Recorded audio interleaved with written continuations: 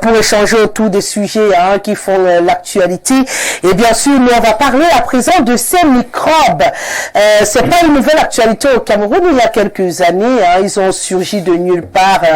Les microbes, ils nous ont envahis. Là, je vais commencer par Oscar Menguede. Ils nous ont envahis. Ils ont dicté leurs lois dans la ville de Douala. Je commence par Douala, plus précisément, parce que c'est le coin qui est le plus secoué généralement par ces microbes. Et puis, on a eu des mouvements des autorités, la sécurité, qui nous a promis quand même que c'était sous contrôle et que désormais on n'en parlerait plus. Et là, comme par magie, ils ressurgissent les microbes, plus virulents qu'avant. Et maintenant, ils marchent encore en groupe plus armé, ils terrorisent radicalement les populations. Qu'est-ce qui se passe? Pourquoi on n'arrive pas à bloquer? Comment on fait pour totalement écraser le phénomène des microbes? Comment des jeunes enfants peuvent réussir à effrayer de grandes personnes? On fait ça comment? Ok, Rosalie, je parle de ce sujet avec beaucoup de... Je vais dire quoi? Avec beaucoup, je ne veux pas dire peur, mais avec beaucoup de ressenti pour avoir été victime. Tu peux me dire comment ils font avec toi, comment ça se sent? J'ai été victime. Il fait vraiment peur? Il y a un an. Il y a un an, je suis sorti avec mon petit frère qui vient à Douala et des amis. On s'est assis sur une terrasse quelque part. Après le palais d'Indokoti, la route qui repart. Je vois. Quelque part là. En face de Soka Vert. Il y avait une terrasse, on s'est assis là vers... La terrasse que je connais là. Vers 18h. Avant 18h. Mais je vous assure, on a commencé à suivre. Les microbes sont là, les microbes sont là. C'est tout le monde qui laissait son pot. Même la braiseuse de poisson a laissé tout son poisson et puis a détalé. Tout le monde, ceux qui étaient chez eux, s'enfermaient à double tour. Et ces gamins... Parce que ce sont des enfants, il faut le dire. Ces gamins, on s'aimait une terreur pas possible. On vous trouvait assis, on vous dépouillait de tout ce que vous avez.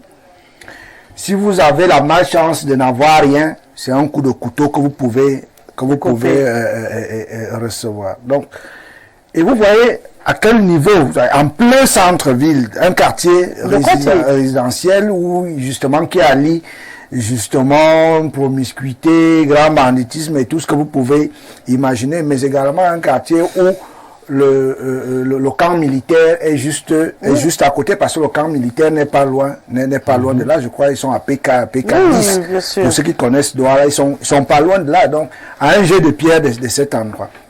Alors nous avons détalé à l'approche de ces microbes là, abandonnant tout sur place. Question de sauver sa vie. Là, je raconte un peu ce que moi j'ai vécu comme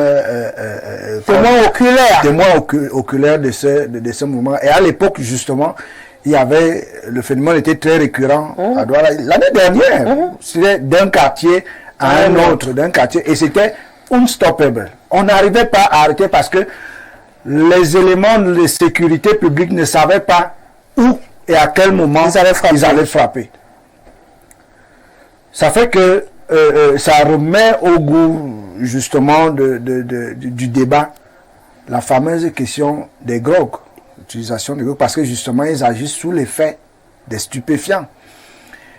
Il vous souvient que vous vous promenez ici dans la rue là pour aller à la poste centrale, vous allez trouver un jeune homme avec une bouteille vide, une bouteille plastique vide ou un plastique vide en train d'aspirer. C'est quoi? C'est l'alcool, ou l'essence ou d'autres stupéfiants. Il y a des gens dans la ville qui, sous prétexte qu'ils ont des petites cafétérias, ils font 24 heures sur 24 et ils ne se reposent jamais. Allez savoir ce qu'ils vendent là. On va vous dire que non, il tient une cafétéria alors qu'il tient toute autre chose. J'ai également été témoin de quelque chose de particulier, pas plus tard qu'il y a quelques semaines, où j'ai vu des éléments de nos forces de défense dans un quartier que je ne citerai pas, mais où il y a une église très réputée. Les adeptes de cette église, on les appelle les Églisiens. Vous pouvez imaginer là où ça se situe, à Yaoundé. J'ai vu des éléments de nos forces de sécurité s'arrêter là et marchander justement des choses interdites. Vous comprenez que la société est tellement infestée de tout, où même nos forces de défense sont obligées Je veux dire ça comme ça, peut-être pas obligé, mais alors consomme également. Voilà, faut pas dire sont obligés. Également, est-ce qu'on force quelqu'un à aller prendre... toute la jeunesse est infestée. On parlait des chéchia tout à l'heure. Il vous souvient qu'il y a quelques années, on a interdit le whisky en sachet. Après, on a réhabilité. Non, on a réhabilité. Ah, d'accord. On a réhabilité parce que c'est devenu subitement un produit sain. On a dit, vous pouvez consommer. C'est ça le problème. Est-ce que ces stupéfiants qui rentrent chez nous et qui sont consommés par cette jeunesse-là, qui, encore quelque part, est en proie au chômage, ainsi de suite. Vous allez comprendre que c'est une sphère qui ne peut être arrêtée que par ceux-là qui l'organisent. Parce que on pourrait se dire que derrière ça, il y a un juteux marché où justement les gens s'engraissent et permettent à la jeunesse, à une certaine jeunesse, pas toute heureusement, de se détruire, de se détruire. Et on a donc des phénomènes comme des microbes. On l'a encore vécu à Douala, vous l'avez rappelé, où malheureusement un jeune Camerounais a perdu la vie, un autre est à l'hôpital, et puis d'autres ont perdu beaucoup de biens, et c'est dommage. Honorable, apparemment, d'après ce que Henri Oscar Menguédé pense, on ne peut pas éradiquer parce que tout cela provient du développement du commerce de stupéfiants au Cameroun, aidé par beaucoup de grandes personnes qui font rentrer cette drogue ici. Donc du coup, tant qu'on ne stoppe pas le commerce des stupéfiants, on ne peut pas stopper le phénomène des microbes, c'est vrai? Bon, je suis d'accord avec la logique de M. Menguédé qui est plutôt réaliste, mais je veux partir de la conclusion que nous avons faite sur le précédent sujet, ouais. Où on a dit dans un état de droit, nul n'est au-dessus de la loi. Ces personnalités sont-elles au-dessus de la loi? Le phénomène de la consommation de stupéfiants, de la drogue, c'est interdit en droit camerounais. Donc, prétester que ce soit des hautes personnalités qui soient à la manette et pour dire qu'on ne peut pas éradiquer ça, pour moi, c'est un aveu d'incapacité d'asseoir l'état de droit. Or, c'est une finalité qu'on doit absolument atteindre, quelles que soient les plumes qu'on devrait perdre en termes de personnalités qui sont nul n'est indispensable dans une république. Le Cameroun est un état où beaucoup de choses peuvent nous manquer, mais sauf des ressources humaines formées. Quand vous trouvez n'importe quel poste ici, vous allez trouver toujours qu'il y a au moins une dizaine de personnes capables d'occuper, d'apporter le rendement attendu. Il ne faut donc pas rendre des gens indispensables. Il faut tout simplement rentrer dans l'idéal qu'Alhaji disait tout à l'heure. Le président de la République a engagé son magistère sous le prisme de la rigueur et la moralisation. C'était avant. Et c'était avant. Maintenant, a-t-il travaillé pour que le Cameroun réalise ce rêve-là qui a fait véritablement susciter l'adhésion de beaucoup de Camerounais? J'ai l'impression qu'on n'a pas travaillé pour cela, on a travaillé pour tout le contraire. Parce que, voyez-vous, avant le renouveau, même le jeu de tri-carte au Cameroun, c'était interdit. Sous le régime du président Aïjo, pour jouer le tri-carte, il fallait que vous vous cachiez. Si les gens vous rataient. Mais le régime de renouveau a commencé d'abord par officialiser le jeu, le hasard. Vous vous rappelez, à un moment donné, il y avait des trucs ici, on appelait où c'était les... j'oublie comment les noms étaient, mais le jeu de hasard qui était officialisé. Bon. Et maintenant, on a également ouvert la voie sur le plan religieux, à ce que nous appelons le développement des églises religieuses, ou des églises réveillées, sous le prétexte de la liberté de l'île. Mais dans le temps, on savait que le peuple camerounais, c'est un peuple de croyance, c'est un peuple de foi. Mais on disait, si vous voulez exprimer votre foi, soit vous êtes chrétien catholique, soit vous êtes chrétien protestant, soit vous êtes musulman. N'est-ce pas? Il n'y avait pas tout ce que nous avons là. Mais pourquoi? Parce que le président Aïjo savait que l'ouverture de certaines voies allait nous conduire à certaines éducations, à certains lavages de cerveau qu'on ne pouvait pas maîtriser. Donc, mais on est venu, on a dit voilà, et tous les quartiers, chaque quartier où dans les gens créés dans l'Union, Est-ce que tous les maisons, le salon se transforme en église. Vous avez maintenant la consommation, l'alcool.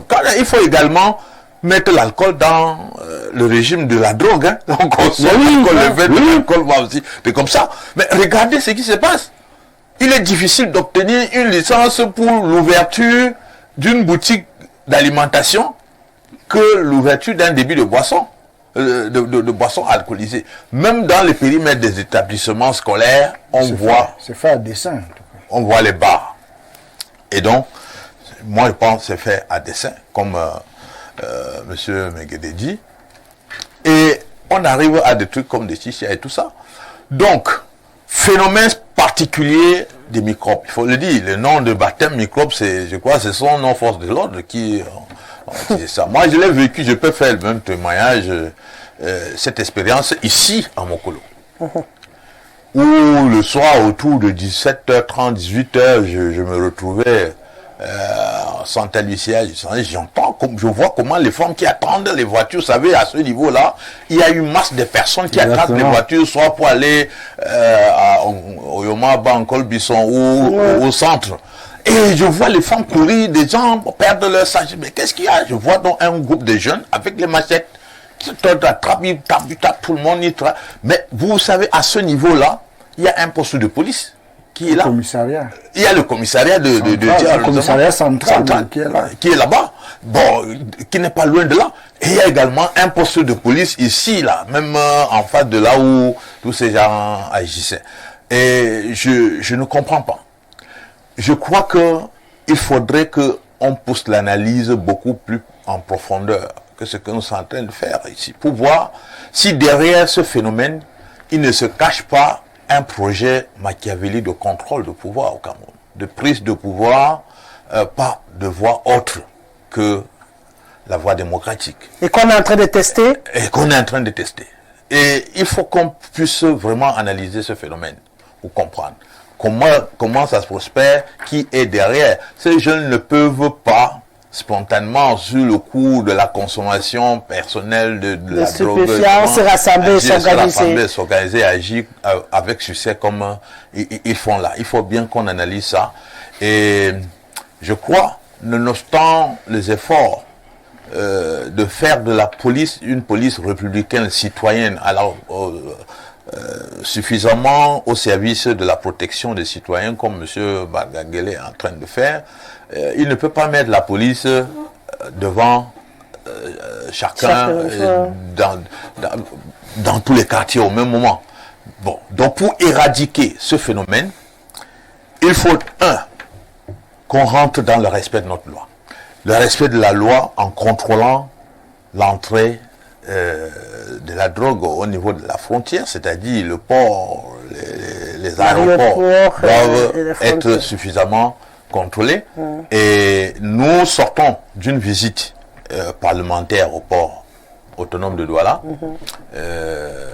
Nous avons été suffisamment satisfaits de dispositifs qui sont pris là-bas par le management actuel. Parce qu'au port, on nous a fait voir plus de 500 caméras de contrôle aujourd'hui installées. Et il y a un projet d'augmenter d'ailleurs. Quand ils observent qu'il y a un secteur qui est encore, qui n'est pas suffisamment sous le contrôle automatique de cette vidéosurveillance-là, ils installent une autre caméra. Et je pense que ce travail de la direction générale du port peut aider.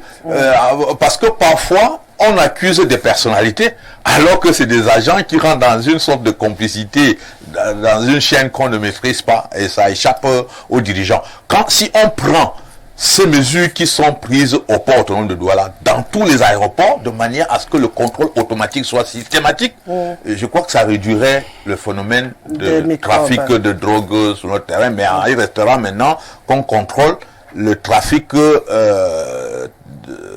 routier, parce qu'il y en a qui cultivent ça dans les villages, et puis ils font transporter dans le cadre de transport. Elhad Mariga Ibrahim, les microbes aujourd'hui, l'honorable pense qu'on doit aller au-delà de voir des jeunes qui agressent, mais de se dire que ça peut aussi être un test. Mais oui, peut-être une Un test de répétition. stabilisation envisagé. Et qu'on voudrait tester la résistance des Camerounais à quelques machettes, lames et couteaux. Mais ce cas, comment on appelle les microbes, n'a pas commencé ici au Cameroun. Hein. C'est un truc qui a commencé en Côte d'Ivoire. Il y a même tout un film qui passe là, sur les microbes en Côte d'Ivoire. Ouais. Et tout cela, je vous assure, tout à l'heure, je vous disais, les deux thématiques Se rejoignent. se rejoignent là, parce que tout passe sur la base de la drogue. Parce qu'un enfant, normalement bien dans sa tête, qui n'a rien pris, ne peut pas s'autoriser à faire ce que nous voyons. Ici au Cameroun, cela a commencé avec ce qu'ils appellent le retour. Voilà. On va gérer le retour. Les petits conflits entre les jeunes de ce quartier, on tape une soeur ou un petit frère, les gars se regroupent, ils disent non, on doit aller venger. C'est par là que cette histoire a commencé ici au Cameroun, le retour. Et ils arrivaient dans une maison, ils saccageaient tout, ils tapaient sur tout le monde au quartier. C'était ça. Maintenant, ça s'est transformé à Douala, ce qu'on a vu la première fois à Douala. Et ça a fait peur à tout le monde. Pratiquement une semaine d'affilée. Et je me dis que les autorités se sont abstenues si on devait avoir des cas de mort.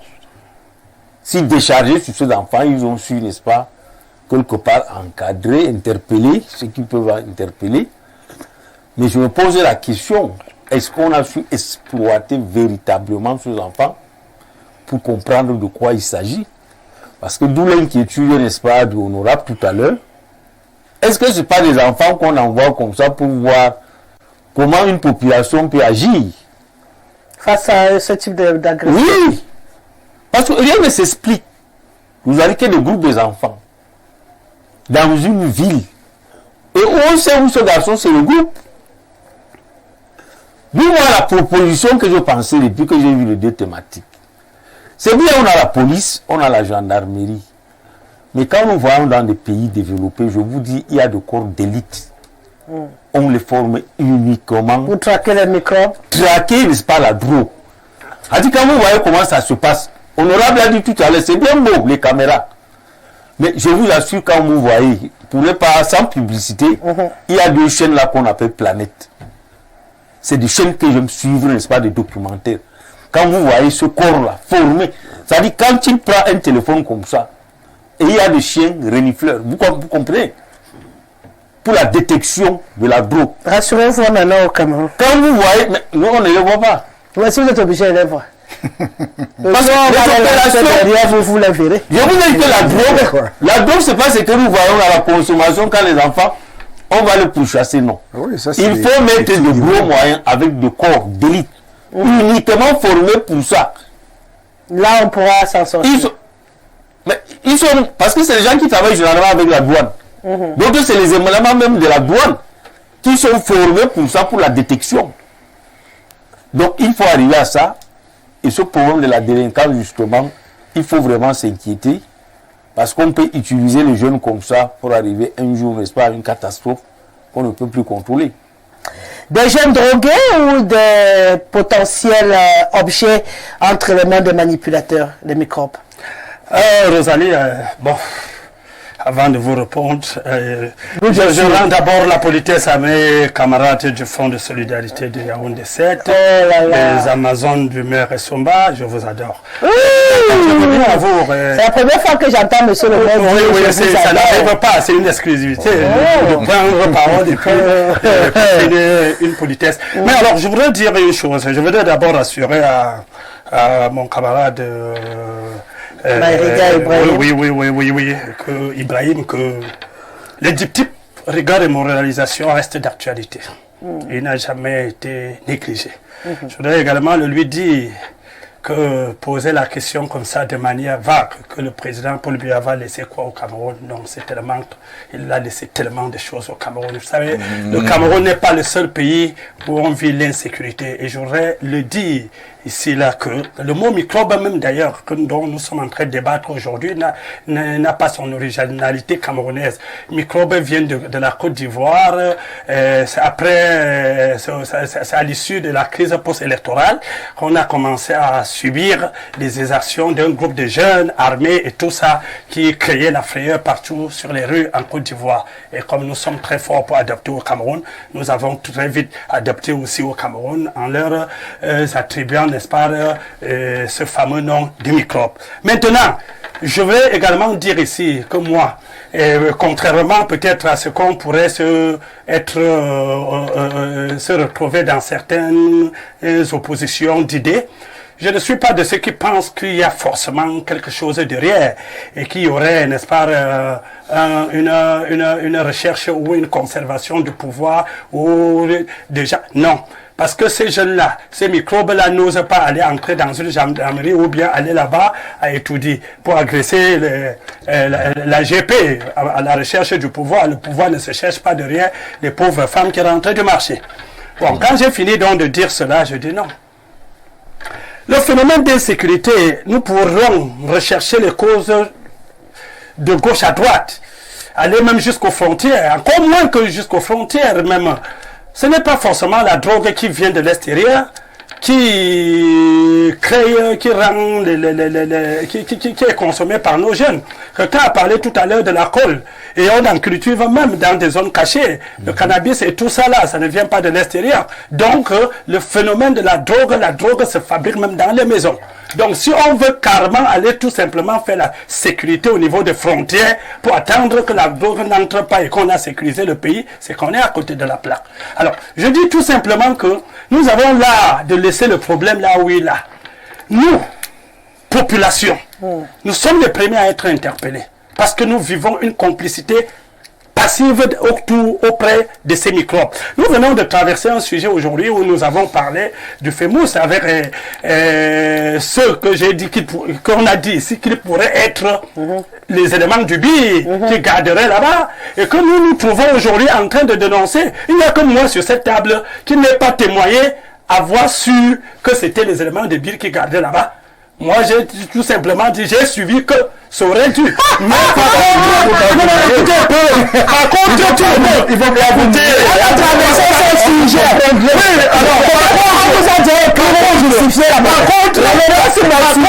Le monde à l'heure actuelle, en commençant par ce plateau, reconnaît que c'est le BIR qui gardait la barre au FEMUS. Alors, on a vécu dans cette complicité. Et c'est aujourd'hui parce qu'il y a un incident qu'on commence à dénoncer. C'est la même chose que je transporte dans le phénomène des microbes. Parce que ces enfants sortent dans nos maisons. C'est des monstres que nous avons créés dans nos maisons. Vous êtes sûr que les parents savent que non, voilà. Je savais que je voulais là. Mais je vais vous dire une chose. Je vais vous dire une chose. Les bandits ne s'inventent pas, les criminels ne s'inventent pas. C'est l'enfant que vous avez mis au monde, que vous commencez à le caresser dans le sens du poil, qu'il grandit, qu'il développe des attitudes de délinquant, et dans votre regard admiratif, qui finit par devenir ce qu'il devient là. Ces enfants-là sortent que dans les maisons. Donc les parents, les populations doivent s'y tenir. Parce que quelqu'un a dit, on ne peut pas mettre un policier derrière chaque maison. Mais le parent est capable de commencer la sécurité. Et elle ne vient pas après. Parce que des parents, vous allez voir la proximité qui est la nôtre. La vie, une certaine promiscuité que nous vivons dans des quartiers. Ça fait que vous allez habituellement voir que les enfants sont adaptés vers le même comportement selon les groupes où qu'ils fréquentent. Alors, lorsque vous êtes un parent, dès le bas âge, dès l'âge de 3 ans, 4 ans, et que vous laissez votre enfant se balader, nous voyons comme ça, aller de telle maison à telle, de telle maison à telle, vous avez déjà laissé son éducation à l'entourage. Et lui n'adaptera que le comportement qui sied là-bas. Vous allez voir dans les zones où on a peut-être cette religion qui prime, vous allez voir que les enfants d'un même siècle sont beaucoup plus ancrés dans la religion. Là où c'est le commerce, ainsi de suite. Donc, c'est pour dire qu'au-delà, n'est-ce pas, du travail que peut faire le gouvernement. à travers les autorités, que ce soit policiers ou militaires, il y a d'abord l'éducation propre des populations. Les populations doivent eux-mêmes dénoncer. Ces enfants ne sortent pas du ciel, sortent que des maisons. Et généralement, le parent va vous dire non, quand il part, je ne connais pas. Oui, vous ne connaissez pas parce que vous êtes un mauvais parent. Vous avez appris à ne pas connaître dès le bas âge. Sauf que, M. Fedje, si vous permettez juste que je dise quelque chose. Hein. Oui, dites. Sauf que le parent que vous incriminez aujourd'hui, qui n'arrive pas véritablement à s'occuper de son enfant, c'est parce que l'État l'a paupérisé et il sort chaque matin pour aller chercher de quoi nourrir cet enfant et il n'a pas suffisamment. Je ne suis pas en train de le dédouaner de sa responsabilité, mais je voudrais juste que vous reconnaissiez d'abord aussi la responsabilité de ce que vous voulez couvrir. Je vais vous dire une chose, je ne couvre personne. Même si on peut partager quelques responsabilités, je commence par celle du parent. Vous allez voir, ce n'est pas forcément le parent pauvre qui produit les enfants délinquants. Parmi ces microbes-là, vous trouvez certains enfants qui sortent dans des familles aisées. Et qui commandent même les groupes-là. Donc ça, c'est une formule qu'avec le temps, nous avons cherché et ça n'a pas donné. Par contre, le parent même, qui n'a pas de moyens, a tellement peur de problèmes. Lorsque vous venez lui dire que son enfant a cassé un verre chez vous, il commence à trembler. C'est généralement ces parents qui ont un certain orgueil. Donc, moi, je dis jamais dans un État. J'ai commencé par dire l'insécurité n'est pas une particularité camerounaise. Et en termes d'insécurité, en termes de délinquance juvénile, j'ai toujours horreur qu'on dépose la responsabilité sur les conditions de vie du parent. Parce que c'est le parent qui produit ses enfants. Et lorsque le parent produit 1, 2, 3, 4, 5, il doit quand même en quelque sorte se sentir responsable, ne serait-ce que sur le plan mental, de gérer l'éducation de ses enfants. Mais pourquoi vous voulez dédouaner le rôle de l'État? Mais reconnaissez-le. Les microbes là, ils ont le cœur comme ça à cause des stupéfiants.